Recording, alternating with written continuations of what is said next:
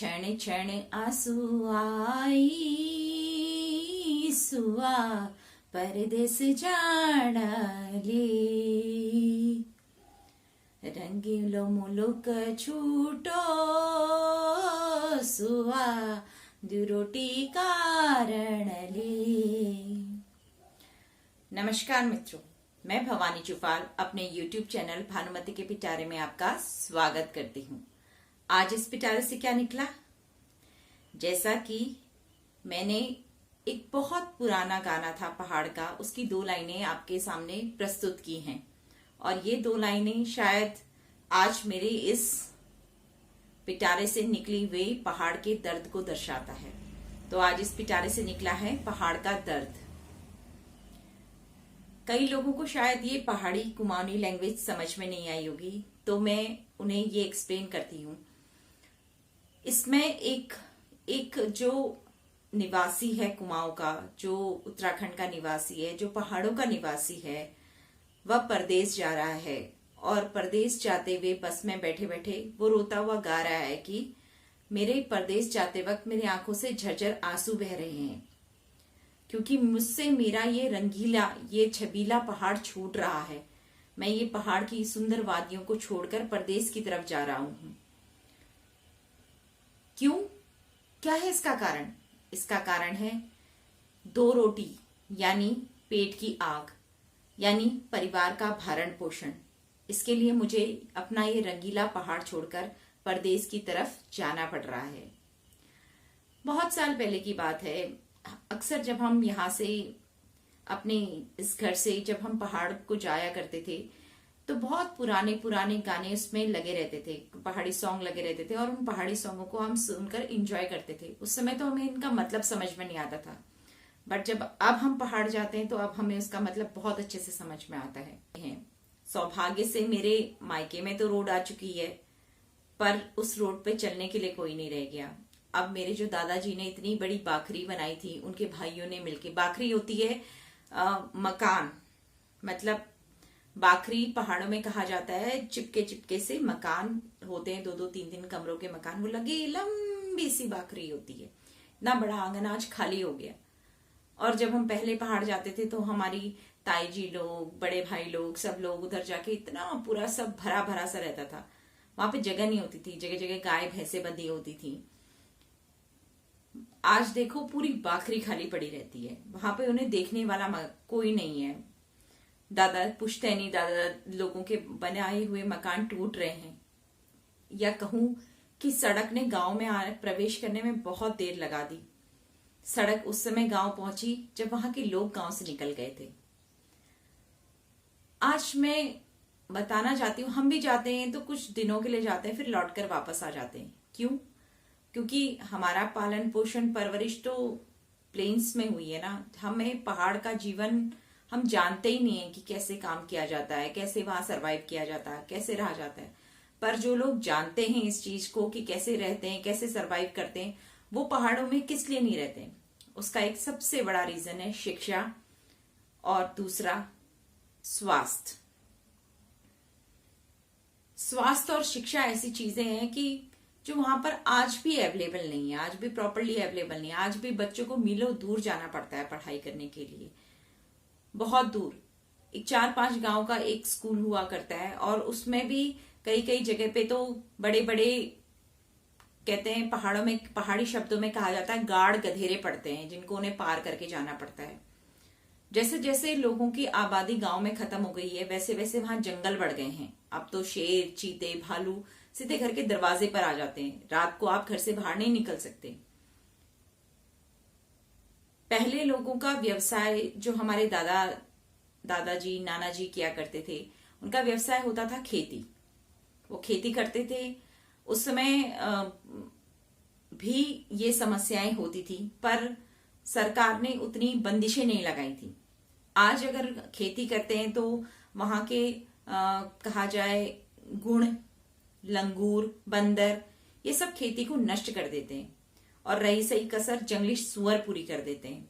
वो रात रात को, अब बंदा इतनी मेहनत करके खेतों में काम करेगा, खेतों में बीज डालेगा, उगाएगा, और ठीक फसल काटते वक्त अगर उसकी खेती डिस्ट्रॉय हो जाती है तो वो क्या करेगा, उसकी जीविका का सोर्स क्या रह जाएगा? उसने तो सारा पैसा उसमें इन्वेस्ट कर दिया ना अपने किसानी में। फल फूल ये भी बहुत ज्यादा होते हैं, पर उन्हें रोका कैसे जाए? आए दिन बंदरों का आतंक रहता है, आए दिन सुअरों का आतंक रहता है, वो फल फूल कंद मूल सब खा जाते हैं, तो रहेगा क्या? पहाड़ों में एक पहले के लोग क्या करते थे, बहुत सारे मवेशी पालते थे, बकरियां पालते थे, क्योंकि हमारे पहाड़ों में बलि देने की परंपरा है, बड़े बड़े धामों में बलि जाती है, लोगों की मन्नतें जब पूरी होती है तो वो बलि देते हैं। मैं एक वीडियो इस बलि प्रथा पर भी बनाऊंगी, जिसे लोग कहते हैं कि नहीं, सही नहीं है, ये नहीं है, वो नहीं है, उस विषय पर भी मैं अपनी बात रखना चाहूंगी बहुत बहुत स्ट्रांगली। मतलब वहां के लोगों का रोजगार ही यही है, बकरी पालना, मधु पालना, मधु मतलब मधुमक्खी पालना, ये सब है। वो मधुमक्खी वो प्योर शहद अर्जित करते हैं अपने घरों में। वो जगह जगह ऐसे होल्स बनाते हैं जहां पर खुद मधुमक्खी अपनी स्वेच्छा से वहां रहने आती है, वो शहद बनाती है, और जब शहद रीसने लगता है, उनकी दीवारों से रीसने लगता है, तब वो शहद को पिरोते हैं और लोगों में उसको सेल आउट करते हैं। बट वहां पे भी धांधलेबाजी चल जाती है ना, यहाँ से शहर से लोग जाते हैं और सस्ते दामों में उसे खरीदकर शहर में उसे अच्छे दामों पे बेचते हैं, वहां भी उनकी रोजी रोटी मर गई। मेरे नैनीहाल में आलू बहुत होते हैं, मतलब मेरा नैनीहाल आलूओं के लिए बड़ा फेमस है। वो जैसे तैसे अपनी खेती सुअरों से बचाते हैं, बस सुअरों को आलू खाने से रोकते हैं, जंगली जानवरों को मतलब खेतों से रोकते हैं, जैसे तैसे वो आलू तो बना लेते हैं, आलू तो उगा लेते हैं, बट उस आलू को मार्केट तक कोई नहीं पहुंचा पाता, क्योंकि उसके लिए भी तो पैसा चाहिए ना।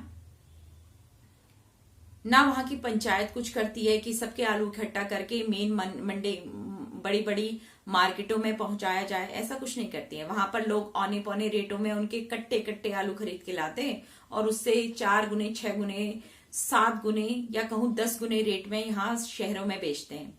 पहाड़ी आलू तो अपने में बहुत फेमस रहता है, बट वो 100 रुपए का पूरा बोरा बेच देते हैं, और यहाँ पर हमें 40 रुपए किलो 50 रुपए किलो इस टाइप से आलू मिलते हैं।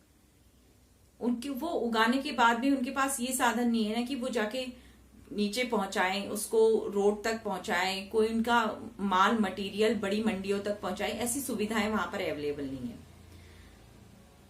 अब लोगों ने बकरियां पालना भी कम कर दिया, उनके रोजगार के साधन धीरे धीरे खत्म होते जा रहे हैं, तो करे तो क्या करे?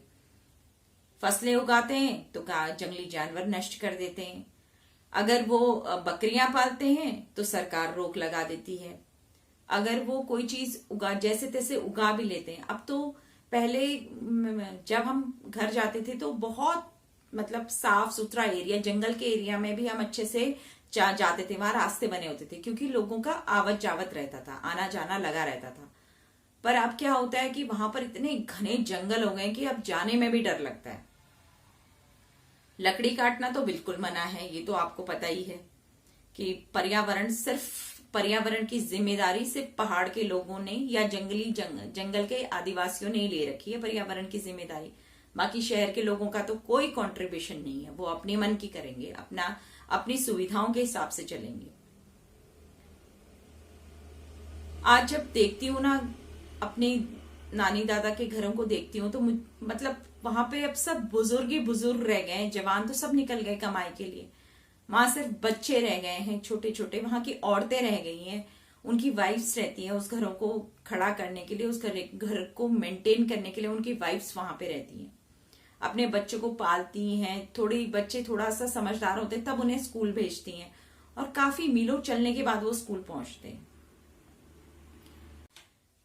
मैं मानती हूं कि बेसिक सुविधाएं थोड़ी थोड़ी करके पहाड़ों पर पहुंचने लगी हैं, पर जो मेन सुविधाएं हैं जैसे चिकित्सा और रोजगार आज भी बहुत दूर है, कोसों दूर है।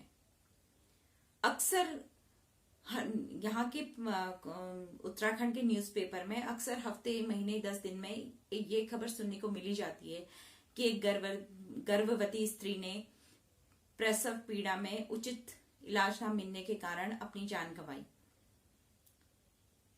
यहाँ पर चिकित्सालय जितने भी हैं सब प्लेन्स की तरफ है, पहाड़ों की तरफ बहुत कम है, रेयरली हैं, और है भी तो उनकी पहुंच से मीलों दूर है।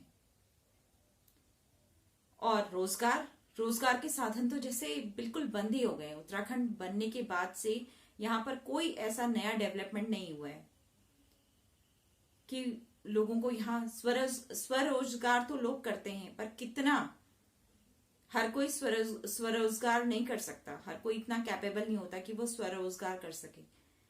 सरकार को रोजगार के साधन देने पड़ेंगे।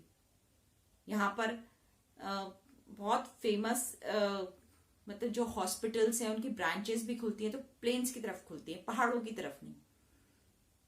ऐसा क्यों? चलिए, मुद्दे तो बहुत हैं, पर दुख बहुत होता है जब हम घरों की खाली बाखरी देखते हैं। काफी जब पहाड़ों की तरफ निकलो ना, उसका सौंदर्य देखकर लोग मंत्रमुग्ध हो जाते हैं। बाहर से लोग आते हैं तो कहते हैं वाह क्या जगह है, क्या खूबसूरती है, क्या सुकून है। पर यहाँ के लोगों के लिए, जिनके लिए दिन की 2 रोटी कमाना भी बहुत मुश्किल है, जिनके लिए 2 रोटी साग की व्यवस्था करना भी बहुत मुश्किल है, उनके लिए क्या खूबसूरती, क्या